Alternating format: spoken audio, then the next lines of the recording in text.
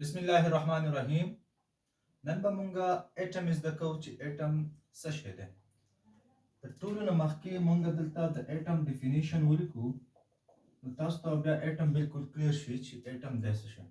کیمستري زده کوئ نو بیسیک چې کوم څیزونه دي اټم، میټر، مالیکیول، کمپاوند، آین وغیره دا ټول تاسو ته کلیر پکار دي. چې دا کانسپټ تاسو ته لپاره کلیر دي بیا تاسو فردر ځان نالج ګین کولی شئ بالکل اسانۍ سره.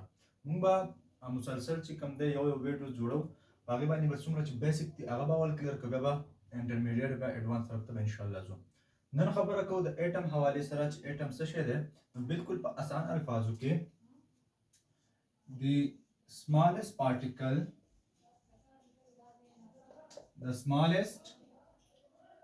particle of an په دې ځای کې یو کنفیوژن زه کلیر کول غواړم. زیات خلک اټم داسې ډیفاین کوي چې د smallest particle of matter. د میټر د ټولو نه وړوکی پارټیکل ته څه وایي؟ اټم وایي. دا خبره غلطه ده. ولې؟ چې کله مونږ ووایو چې د smallest particle of matter ته اټم وایي، نو په هغې باندې دا کوېسچن بیا کېږي چې کله مونږ وګورو په اټم کې دننه پروټان او نیوټران موجود دي او دا د اټم نه واړه پارټیکلز دي. نو د میټر د ټولو نه واړه پارټیکلز خو دا هم کېدای شي که نه. د دې نه علاوه په پروټان نیوټران کې دننه کوارکس دي او الکترون دي. د پروټان نیوټران نه بهر چې کوم دی الکترون هم وړوکی پارټیکل دی. نو دا ټول واړه پارټیکلز دي. د میټر واړه پارټیکلز دا هم کېدای شي. بیا موږ داسې ډیفینیشن کوو چې د smallest particle of matter is called atom. نو دا بیا غلط دی ځکه چې smallest particle نور هم دی په اټم کې. اوس چې موږ ګورو داسې موږ ډیفاین کړو دا بیا صحیح بالکل اتھنټیک راځي او صحیح راځي چې د smallest particle of an element is called atom. اوس یو کس دا کوېسچن هم کولی شي چې سرجي چې smallest particle of element ته موږ اټم وایو، نو دا element چې کوم اټم دی په دې کې خو هم واړه واړه پارټیکلز دي. نو دا خو بیا element او اټم یو شی، میټر او element که موږ هر څه ولګو دواړه یو شی دی. نه، په دې کې یو خبره زه ایډیشن کول غواړم چې د smallest particle of an element is called atom. او ایډیشن خبره دا ده چې دا ورسره لازمي the smallest particle of an element which have all the properties of that particular element. دا پکې مین خبره ده چې اټم د میټر اټم چې کوم دی دا د الیمنٹ هغه smallest particle دی چې په هغې کې د دې الیمنٹ مکمل پراپرټیز دي. اگزامپل درکړم تاسو په دې باندې ښه پوه شئ. فار اگزامپل ګوډ به واخلو. ګوډ پېژنئ که نه؟ سره زر ګوډ به واخلو. سمبل چې دی هغه دی A او U.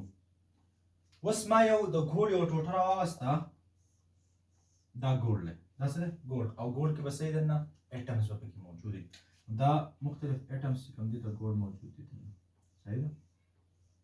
دا اټمز ځکه یو بل سره نږدې کوم چې دا ګوډ په میټل دی او په کم فارم کې دی؟ سالډ فارم کې دی. اوس په دې کې ما څه پارټیکل واړه وکړل، څه غټ وکړل، خو چې یو الیمنټ وي د هغې ټول اټمونه به په سایز، په شیپ، په والیوم، په هر څه کې صحیح یو شان دي. اوس ګوډ چې کوم دی دا د مختلف اټم وړو وړو ذرو نه جوړ دی. په دې کې به زه دا تقسیم وکړم، داسې به تقسیم کړم، داسې بار بار تقسیموم. په دې کې د ټول نه د smallest particle چې دا پارټیکل دی، دا ټول نه وړوکی پارټیکل، دا ما راواغست، دې ته به زه اټم وایم، دې ته به څه وایم؟ اټم به ورته وایم. اوس دا خو smallest particle دی او ته دا کوېسچن کولی شئ چې سر smallest particle دا دی، خو په دې کې د الکترون دی، کوارکس دی، نیوټرون دی او پروټون دی، هغه هم smallest particle دی د الیمنټ. خو موږ پکې شرط څه لګولی دی؟ which have all the properties of that element. اوس دا یو پارټیکل ما راوست اټم، دا د چا الیمنټ؟ د اټم دی، د ګوډ، د AU اټم دی. اوس په دې وړوکي پارټیکل کې په دې اټم کې به د دې ګوډ مکمل کریکټرسټیک دا میټل دی، دا په میټل دی، دا ګوډ کم ګولډن کلر، دا به ګولډن کلر وي، د دې نه کرنټ پاس کېږي، د دې نه به کرنټ پاس کېږي. ګوډ کنډکټر اف هیټ دی، دا به هم ګوډ کنډکټر اف هیټ وي. څومره چې پراپرټیز دي د ګوډ هغه په دې یو پارټیکل کې موجود دي. خو که زه دننه لاړ شم د اټم ته او په هغې کې څه وګورم، پروټان نه واخلم، الکترون نه واخلم یا نیوټرون نه واخلم، دا درې واړه زه راواخلم، نو آیا چې دا پروټون زه راواخلم په دې کې به د ګولډ ټول پراپرټیانې موجودې؟ بالکل نه. دغه شان الکترون کې به هم نه او په نیوټرون کې به هم د ګولډ ټولې پراپرټیانې نه موجود. ځکه مونږ وایو چې اټم هغه سمالست پارټیکل دی د الیمنٹ چې په هغې کې د دې الیمنٹ په مکمل پراپرټیز موجود دي. ځکه مونږ وایو چې اټم is the smallest particle of an element.